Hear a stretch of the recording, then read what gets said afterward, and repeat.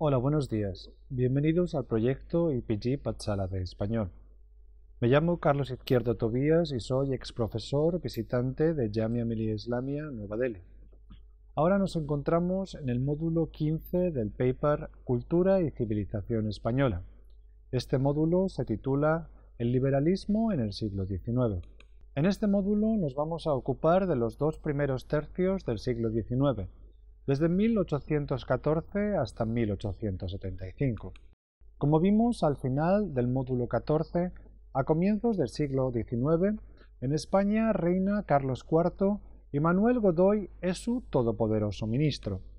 La influencia de Francia es enorme, especialmente tras la llegada de Napoleón al poder.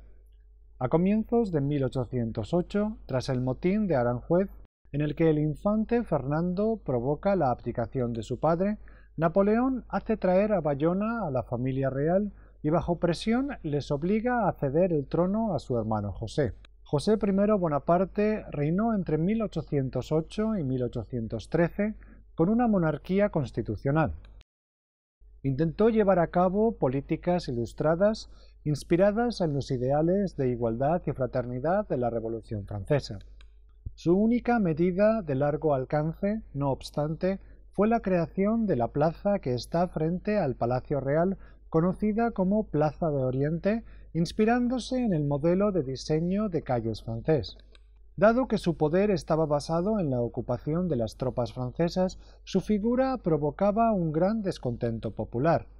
Esto provocó una insurrección popular el 2 de mayo de 1808, que derivó en una guerra de la independencia que culminaría con la expulsión del invasor napoleónico en 1814. Este levantamiento fue fuertemente reprimido por las tropas napoleónicas, lo que provocó una ola de indignación entre toda la población, incluyendo a los llamados afrancesados, es decir, los ilustrados que hasta entonces simpatizaban con las ideas ilustradas venidas de Francia. Nadie mejor que Goya supo captar este momento en su más que célebre cuadro titulado Los fusilamientos del 3 de mayo. Vamos a hablar ahora sobre la Guerra de la Independencia. Sin duda, el hecho más importante de esta guerra fue la creación en 1812 de la primera Constitución de la historia de España.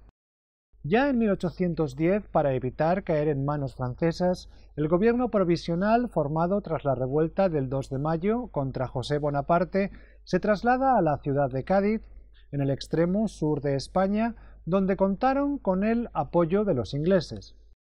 Desde allí dirigieron las operaciones militares contra la ocupación francesa que culminaría en la batalla de Bailén, donde fueron derrotadas las tropas francesas de Napoleón por primera vez en la historia. En 1810, el gobierno provisional conocido como Junta Central Suprema convocó unas elecciones constituyentes. Si bien por causa de la guerra muchas provincias españolas no pudieron votar en estas primeras elecciones, lo cierto es que los diputados de estas Cortes aprobaron una constitución el 19 de marzo de 1812. En ella se proclamaba la igualdad de todos los españoles y se limitaban mucho los poderes absolutos del rey. Establecía también la división de poderes legislativo, ejecutivo y judicial, inspirándose en el modelo francés ilustrado. Se procedía así con este documento a poner fin sobre el papel al antiguo régimen, si bien el rango de acción de esta nueva ley fue muy limitado por la guerra, de modo que podemos decir que hasta 1812 su alcance no fue más que la ciudad de Cádiz. Sin embargo, conforme los franceses se replegaban, se fue aplicando en los territorios recuperados. En este mapa puedes ver un esquema del avance de las tropas durante la Guerra de la Independencia.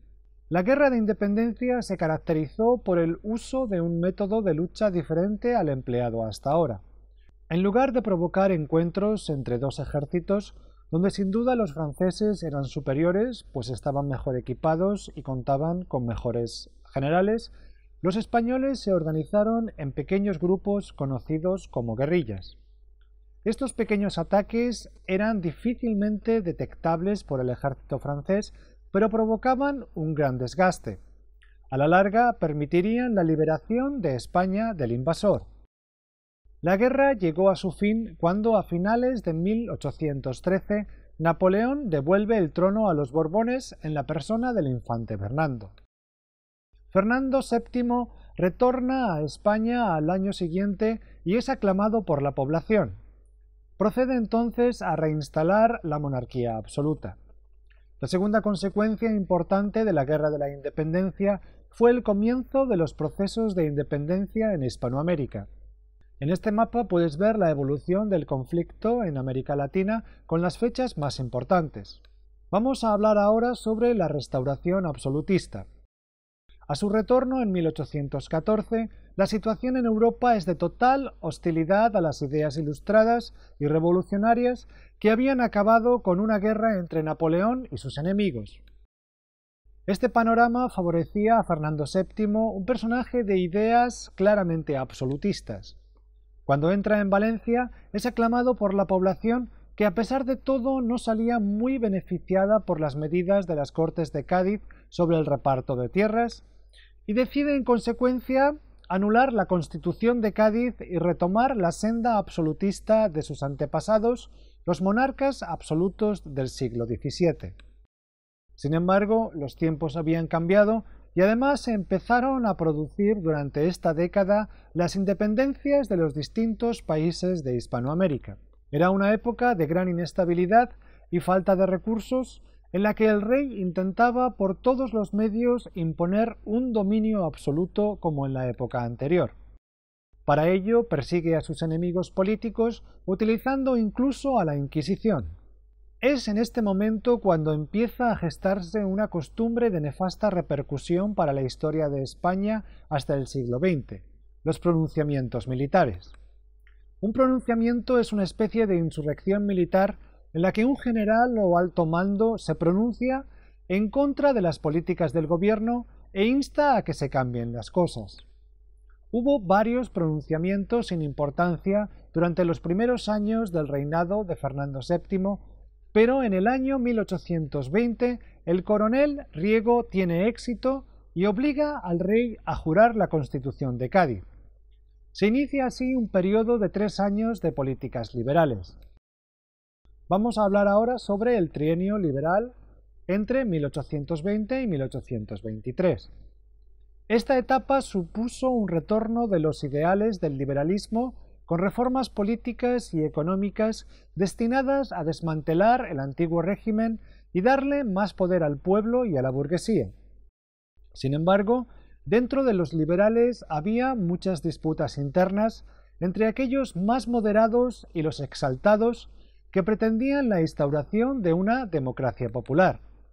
Durante todo este periodo el rey Fernando VII trató de sabotear las reformas y de revertir la situación, lo que tuvo lugar cuando la Santa Alianza, formada por las potencias absolutistas que dominaban Europa en la década de los 20, Rusia, Austria y Prusia, decide intervenir con un ejército, los llamados 100.000 hijos de San Luis, que restaura el absolutismo de Fernando VII.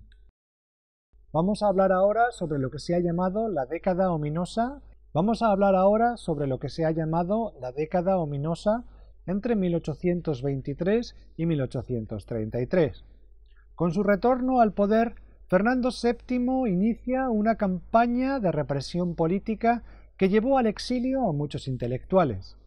Sin embargo, el retorno al antiguo régimen ya no era posible, especialmente en el plano económico, de modo que se continuaron algunas de las reformas iniciadas en el periodo anterior.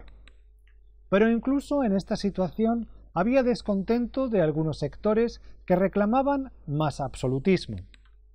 Eran los carlistas, grupos de guerrilleros que estaban a favor del hermano del rey Fernando, el infante Carlos María Isidro. Al final de su vida, Fernando VII derogó la ley sálica que impedía a las mujeres acceder al trono, ya que sólo contaba con una hija, Isabel, de apenas 3 años de edad.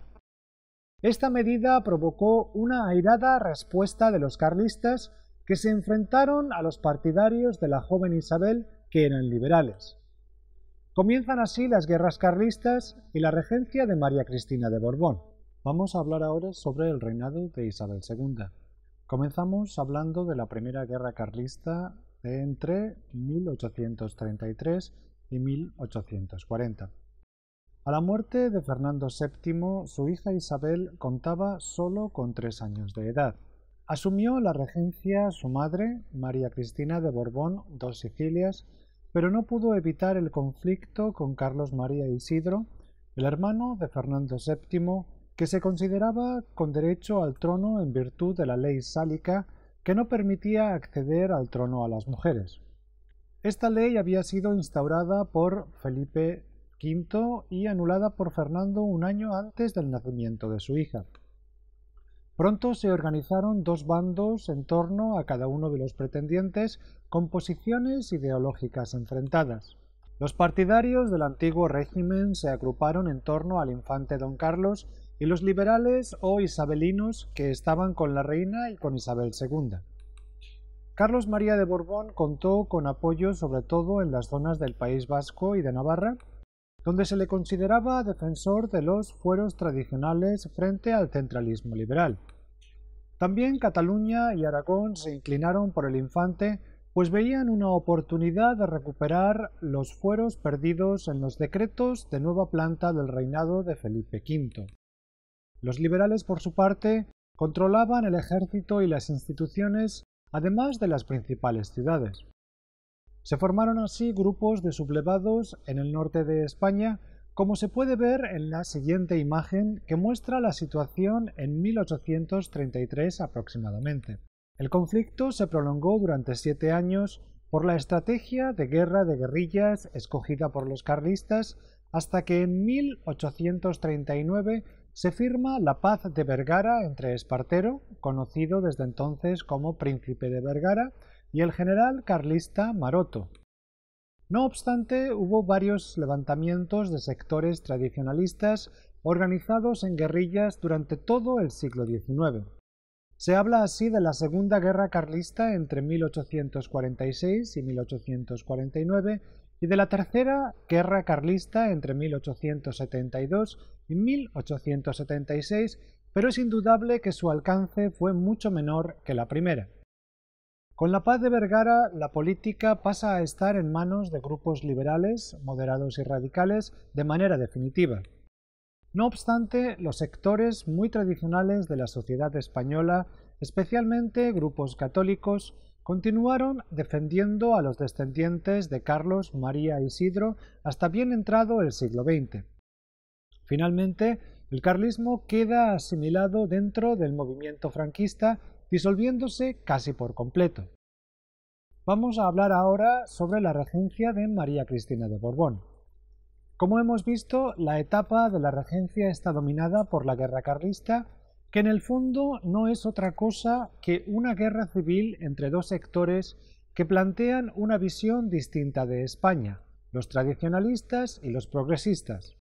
En un primer momento, la regencia de María Cristina continuó con las políticas absolutistas de su esposo, Fernando VII, pero dado que los partidarios de esta ideología se alinearon con el infante don Carlos, María Cristina no tuvo más remedio que confiar en militares como Baldomero Espartero. Espartero era un brillante militar que en 1839 puso fin a la guerra con el Abrazo de Vergara. Su posición entonces era muy fuerte y María Cristina se apoyó en él para gobernar en lo que se conoce como la regencia de Espartero, desde 1840 hasta la mayoría de edad de Isabel en 1843. María Cristina es obligada a exiliarse. Hubo muchas tensiones entre los liberales moderados, entre los que estaba Espartero, y los sectores más progresistas, en gran parte porque siempre nombraba a otros militares afines a su persona para los puestos de importancia. Estas tensiones aumentaron mucho con el fusilamiento en 1841 de un grupo de militares que se habían pronunciado. Finalmente, la situación se llevó por delante al propio Espartero, quien en 1843 tuvo que partir al exilio también. En el plano político, en esta época alternan gobiernos de progresistas y moderados, pero la situación es muy inestable y pocas políticas se llevan a cabo con efectividad. Vamos a hablar ahora sobre el reinado de Isabel II entre 1840 y 1868. El reinado de Isabel II estuvo marcado por las tensiones entre moderados y progresistas. Los primeros buscaban llevar a cabo reformas en el país, pero sin enfrentarse con las instituciones que detentaban el poder de facto, la monarquía, la nobleza y el clero. Estaba formado por los terratenientes y la alta burguesía. También estaban en este partido muchos altos mandos militares, entre los que destaca Narváez. Los moderados proponían una soberanía compartida entre las Cortes y la Corona, pero manteniendo las instituciones tradicionales del Estado español, en especial la confesionalidad católica y la defensa de un poder central fuerte. Los progresistas, por su lado, eran un grupo que quería un ritmo de reformas más rápido y que defendía un programa más radical: ampliar la soberanía a todo el pueblo y limitar totalmente los poderes del rey, supeditándolo a las Cortes. Sus principales representantes fueron, además de Espartero, el general Prim y Pascual Madot. Defendían más libertades individuales y libertad religiosa. No temían en este sentido la confrontación con la Iglesia católica, a la que veían como una institución reaccionaria que impedía el avance del desarrollo. Proponían en este sentido una política de expropiación de los bienes de la Iglesia y los ayuntamientos, conocida como desamortización. La más importante de estas medidas fue la llamada desamortización de Mendizábal en 1836, que permitió una mejor distribución de la propiedad de la tierra, expropiando aquellas que no se utilizaban y que estaban en manos de la Iglesia y de los nobles. De entre estos grupos, el que más controló el poder fue el Partido Moderado, que estuvo en el gobierno durante una década entre 1843 y 1854, con el general Narváez y con Bravo Murillo en el poder. El mayor logro de esta etapa fue la Constitución de 1845, que sustituyó a la de 1812 y en la que se refuerzan los planteamientos liberales menos radicales: Estado confesional católico, con subvención a la Iglesia, 2 cámaras, Senado y Congreso como en la actualidad, sufragio limitado, control de las universidades, donde los progresistas tenían más influencia, y de los ayuntamientos. Sin embargo, las corruptelas y las intrigas de Bravo Murillo, unido a la inestabilidad en Europa provocada por el ascenso de Napoleón III, provocan que la situación se deteriore enormemente tras la dimisión de Bravo Murillo en 1852. Se suceden entonces hasta 3 presidentes y la situación se tensa mucho, con pronunciamientos militares constantes. En 1854, Espartero regresa triunfante a Madrid y pone en marcha una serie de políticas más progresistas. Este periodo, conocido como Bienio Progresista, duró tan solo 2 años por la ruptura entre Espartero y el general más popular, O'Donnell. Nuevos alzamientos militares provocan la dimisión de Espartero y el gobierno de O'Donnell. Desde entonces, en 1856 hasta 1863, estará en el poder la Unión Liberal de corte moderado. Aunque se retoma la Constitución de 1845, no se avanza más en el proceso de las libertades individuales ni en la supeditación de la Iglesia al gobierno civil. No obstante, es una época de bastante prosperidad material en la que empiezan a notarse en España los avances de la Revolución Industrial, ferrocarriles, reforma de la administración central, así como un primer intento de crear una red de carreteras moderna. Se crea así un Estado centrificado eficaz inspirado en el modelo francés, que estará vigente hasta la entrada en vigor del Estado de las Autonomías con la Constitución de 1978. Vamos a hablar ahora sobre la Revolución Gloriosa y el Sexenio Democrático. Como hemos visto, el proceso de cambio hacia una sociedad moderna fue muy lento en España. El fin del antiguo régimen no supuso la aparición de una burguesía fuerte, de modo que ni la nobleza ni el clero perdieron demasiados privilegios.